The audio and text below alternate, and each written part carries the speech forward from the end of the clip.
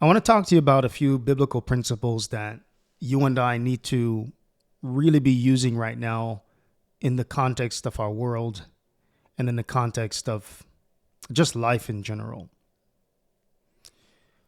The principles that I'm going to talk about actually comes from a sermon that I've preached here at the University Church titled The Time of Jacob's Trouble. You and I, as Seventh-day Adventists, we do believe that the time of the end will eventually come. And during that time, within the context of this phrase, Jacob's trouble, that there will be intense anxiety that we'll all experience. The purpose of this video is to help you and I, and what I've been doing is going back to such places that I've studied before in Scripture to kind of garner some hope, some encouragement, and some principles that could help to guide in the current climate. So Genesis chapter 32. If you haven't read it yet, read it. If you've read it before and haven't read it in a while, read it again. But for now, we can do it together. You might remember that it's been 20 years since Jacob was home with his family. He had left because there was some disagreement, and to say disagreement is perhaps an understatement. Jacob, the deceiver, had taken the birthright away from his brother, and Esau was not going to have it. And for 20 years, Esau held a grudge. Oh, never relented on that grudge. He was going to go after Jacob. His vow was to kill Jacob. His vow was to tear down everything Jacob represented. His vow was to mete out his revenge for what he felt transpired. And so God now tells Jacob, as Jacob had spent years with Laban, now established family and children, God had told him, go home. Now, Jacob is close to home when we find him in Genesis chapter 32. He's close to Canaan, close to the promised land, and he's right by this river called Jabbok, and we've talked about that in the sermon.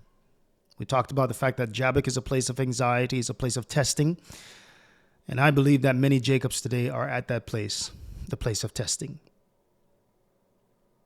Jacob prays in verse 11 of Genesis chapter 32, deliver me, I pray thee, from the hand of my brother, from the hand of Esau, for I fear him, lest he will come and smite me and the mother with the children. Jacob has not seen Esau in a very, very long time. And in his mind, he imagines Esau with his sword.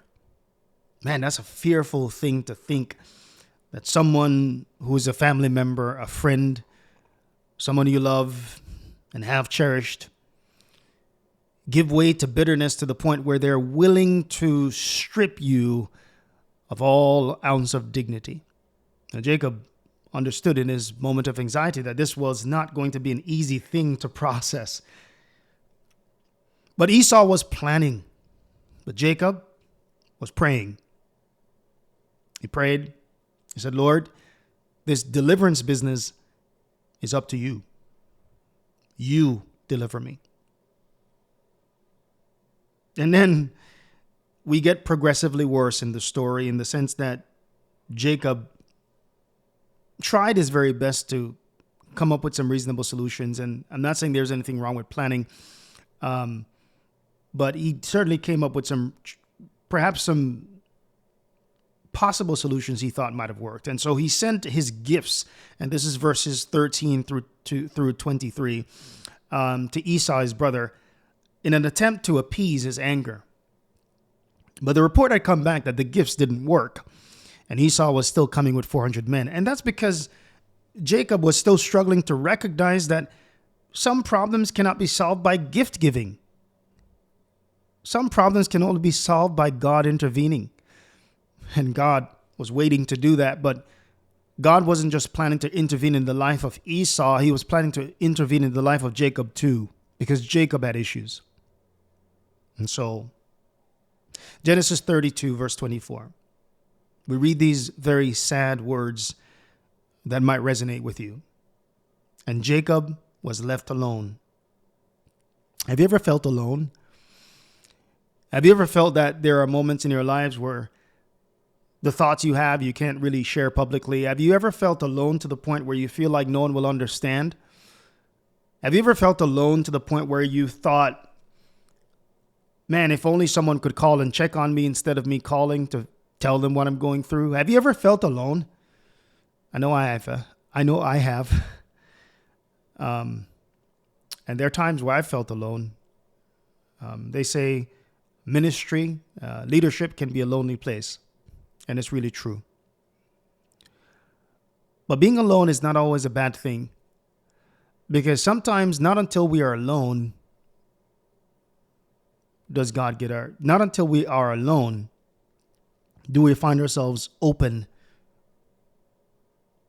to God intervening and getting our attention. So Jacob was left alone. And it says, and there wrestled the man with him until the breaking of day. Friends, you got to consider this for a moment. God shows up and Jacob thinks God is the enemy. That's the problem with loneliness. Even when help shows up, you don't recognize it. That's the problem with loneliness.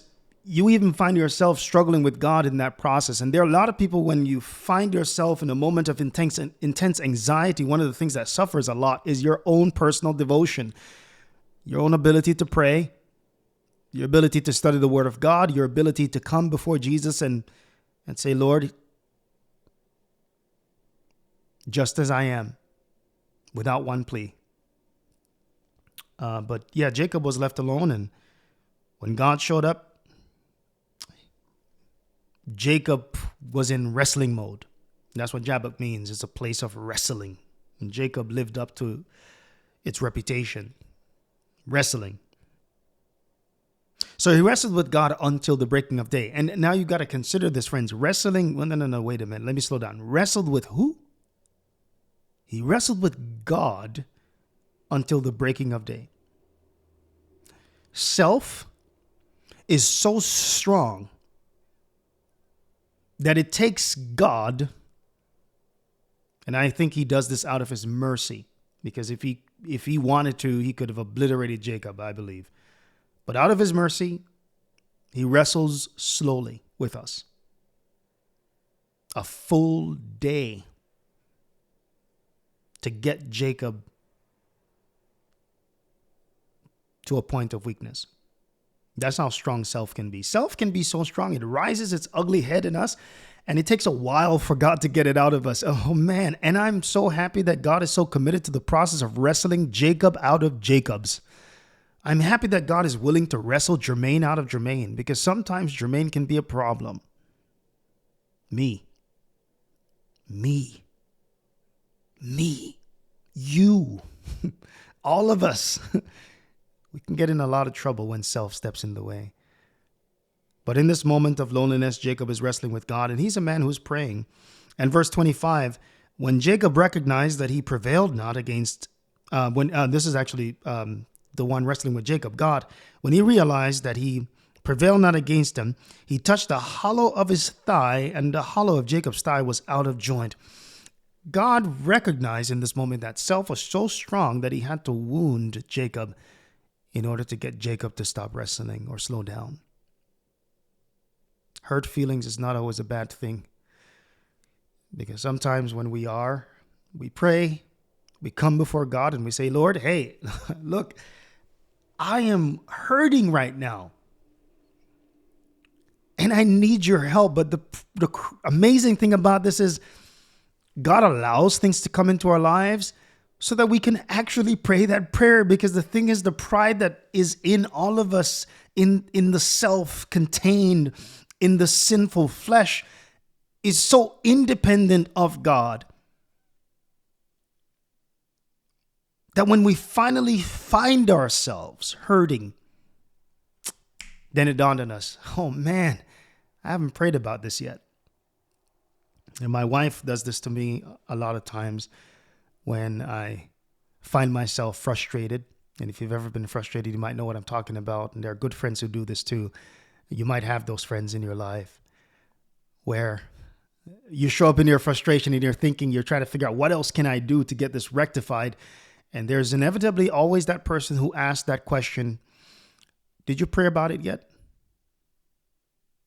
And then you realize, yeah, actually, no, I did not. I haven't prayed about it yet. In fact, for the past week that I've been working through this, I just haven't even spent a moment in prayer. I haven't thought about it. And I'm a Christian. But in that moment, you have the opportunity to pray about it. So I'm going to ask you, whatever you're wrestling with right now, that's the question. Have you been praying about it?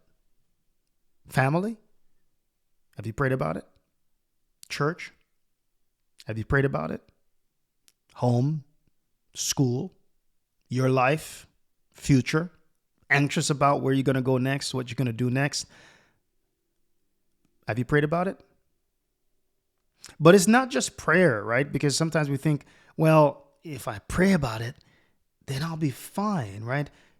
Prayer is not just practice, right? It's not just something you do like in this moment. Like, I prayed about it, so therefore, Lord, check. You ought to respond now because I called you. Now, he did say, call me in the day of trouble now, and I'll answer. But prayer has with it also a sense of process. In other words, Jacob has been praying about it.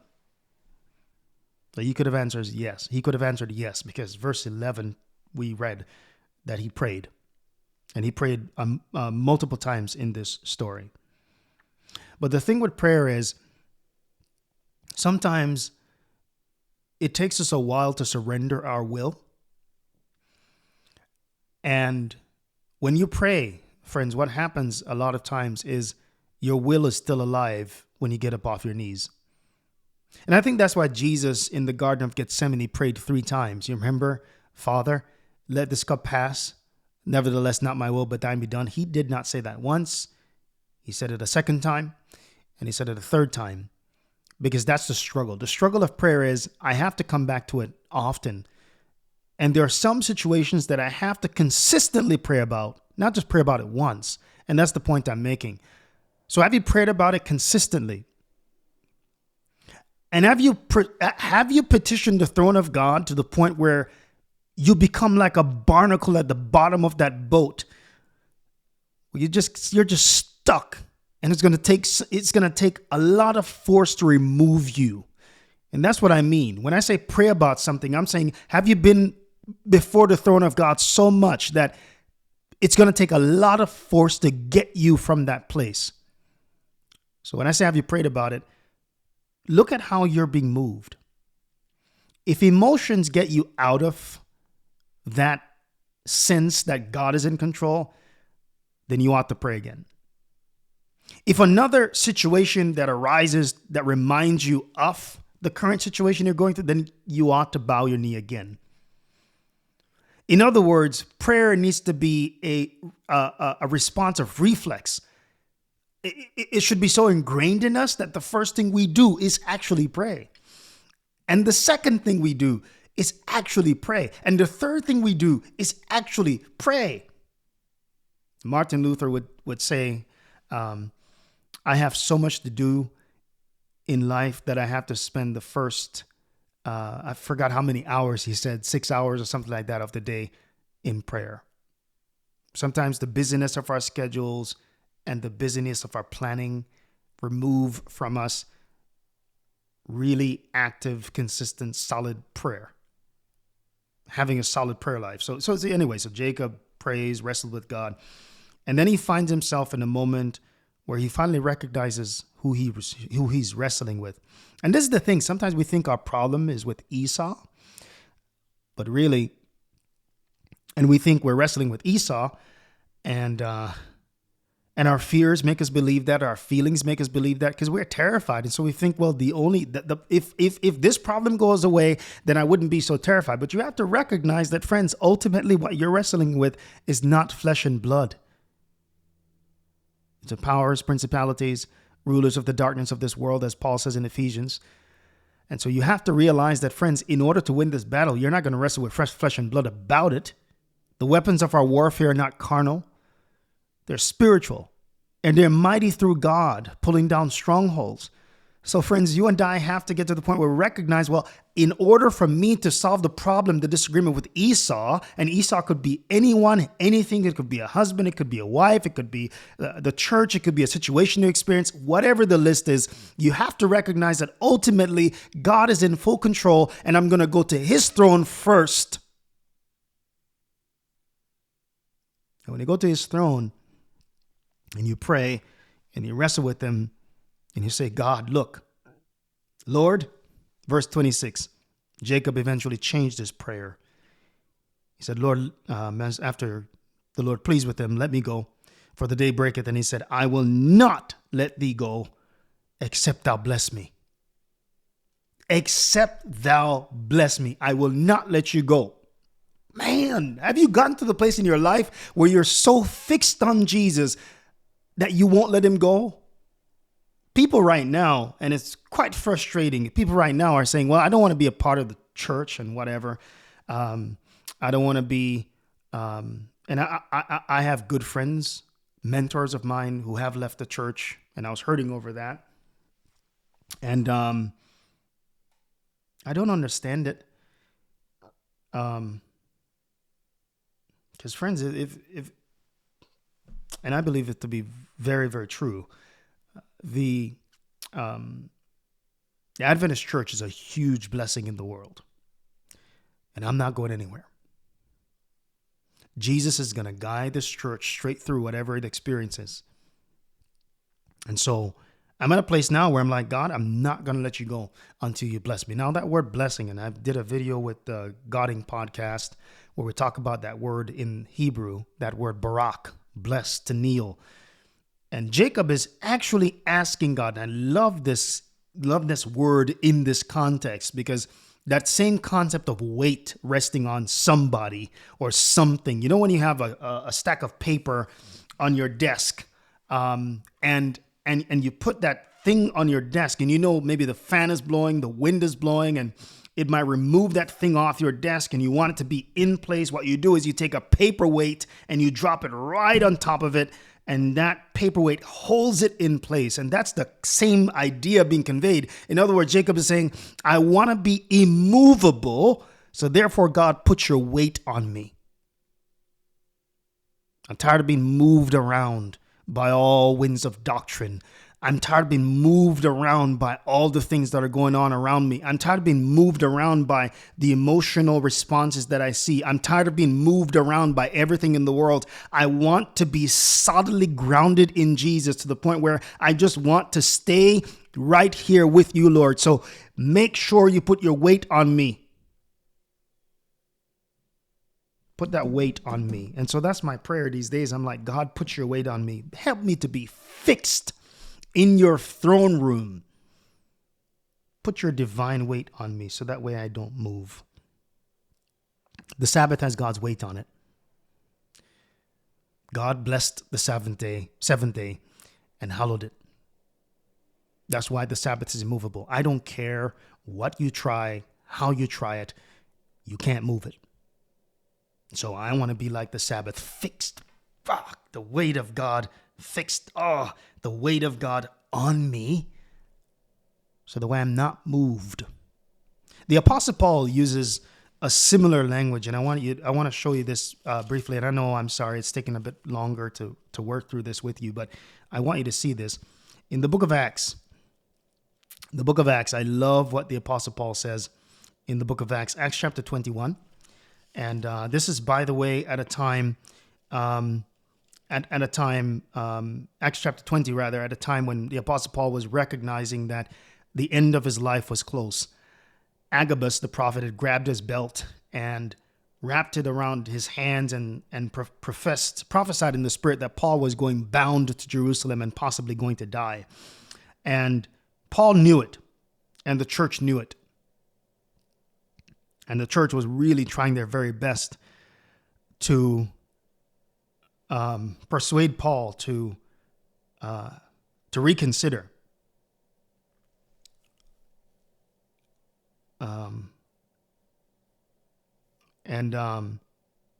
Paul was trying his very best to communicate to the church what he was feeling at the time, because the will of God had become so valuable, so important to Paul, that he became immovable. So listen to this. So Paul was going to Jerusalem. He knew what might happen to him, what's going to befall him. The Spirit had confessed to him as well, spoke to Paul, in other words, telling him that, yeah, you're going to go bound to Jerusalem. So the church is pleading with Paul. Paul, do not go to Jerusalem. Avoid the trip. And Paul says, he summarizes verse 22 of Acts chapter 20. And now behold, I go bound in the Spirit unto Jerusalem, not knowing the things that shall befall me there. Notice the brother. For you and I, the amount of anxiety that we would have in a moment like this, Paul is at such a different place. Notice what he says next, verse 23. Save that the Holy Ghost witness in every city, saying that bonds and affliction abide me. But then verse 24, but none of these things move me. Neither count I my life dear to myself. None of these things move me. That's my question for you. Are you at a place in a relationship with God where nothing moves you? Not a single thing moves you. If I failed in ministry, somehow, and by God's grace, I don't pray for it, but giving you an example of this. And by God's grace, my goal is to be faithful. But if somehow you heard something about me that was not okay, are you going to be moved by it to the point where you're willing to leave the church and leave God? If for some reason you have a disagreement and you are treated horribly in church, are you going to move? Are those things going to, in other words, what will it take for you to be moved? Because the devil is going to try everything to move you. And that's why you have to consistently abide by the throne of grace, so that way you're not movable. That's why Jacob says, Lord, I'm not going to let you go until you put your weight on me, until you bless me. And notice what God does. Verse 27 of Genesis chapter 32. And he said unto him, what is thy name? And he said, Jacob. And he said, thy name shall be called no more Jacob, but Israel. For as a prince thou hast power with God and with men, and hast prevailed. God blessed the brother. And the way he blessed him was to change his identity, so that way when Jacob meets Esau, he wouldn't meet Esau as Jacob, but he would meet Esau as Israel. He is a totally new man. Totally new man. So new that Jacob would bow himself to the ground 7 times before Esau. Esau did not deserve one of those bows because of how he treated Jacob. But he was a changed man. And so, friends, I want to encourage you, go before the throne of grace. Pray, pray, pray, pray, pray. I can't say it enough. Pray. So that way, when you start dealing with issues in life, you deal with them not as the same person, not as Jacob, but as a changed person, because God has changed you. And I don't know what the timeline is in terms of how God structures these things in his brilliant, amazing, glorious mind. But here's what I believe. All along, God had a plan to work on Esau. But Jacob needed work too. And perhaps God was saying, Jacob, you're asking me to change the situation, but you don't recognize that I need to change you first. And so he did change Jacob, and Jacob had no clue. God never told him, hey, bro, all is resolved, go home. Those threats still remained, but Jacob was a totally different person. And so when the threat came, he faced it a totally different way. He was so humble, so Christ-like. He was Israel, God's man. That's what I want you to be. I want you to be Israel, No longer Jacob. Stop the planning. Stop the scheming.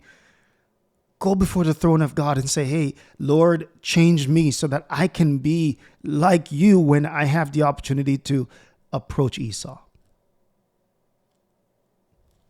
So, and like I said, Esau could be anyone, anything in your life. I don't know what you're planning for. Esau could be your boss. Esau could be your parents. Esau could be your college professor who's been treating you mean. Esau could be a church member. And go before God. Find your Jabbok. I am at Jabbok right now. Find your Jabbok and wrestle with God so you can be changed. That's what my aim is. And I want to encourage you as your pastor to do that. Be changed by God to the point where you don't respond the same. People yell at you. The pitch of your voice doesn't increase in the least. Still calm, still collected, still the same Christ-like new prince or princess, son or daughter of God who dwells in the presence of the holy angels and who has heaven close, so close that it can be felt. So close that even when those who threaten you and mistreat you, call you in front of them, they can say, we can tell that that person has been with Jesus. That's my prayer for you. That's my prayer for you this week. That's my prayer for you this month. God bless you.